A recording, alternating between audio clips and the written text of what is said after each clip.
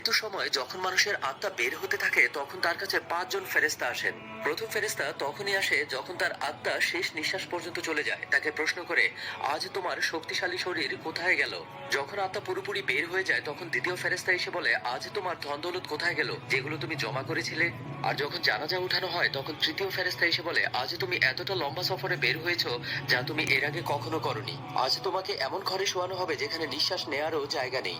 আর যখন তাকে কবরে শোয়ানো হবে তখন চতুর্থ ফেরেশতা এসে বলে, কাল পর্যন্ত তুমি জমিনের উপরে চলাচল করেছো আর আজ জমিনের নিচে শুয়ে আছো। কাল পর্যন্ত তুমি হাসছিলে আর আজকে কান্না করছো। কাল পর্যন্ত সবাই তোমার সাথে ছিল আর আজ তুমি একা। যখন কবরে মাটি দেওয়া হয় আর সবাই চলে যায় তখন পঞ্চম ফেরেশতা আসে, বলে তোমার সব আপনজন তোমাকে ছেড়ে চলে যাচ্ছে। যদি তারা থেকেও যেত তাহলেও তোমার কোনো সুবিধা হতো না। আজকে তুমি হয়তো জান্নাতের সুসংবাদ পাবে আর নয়তো কবরের আযাব।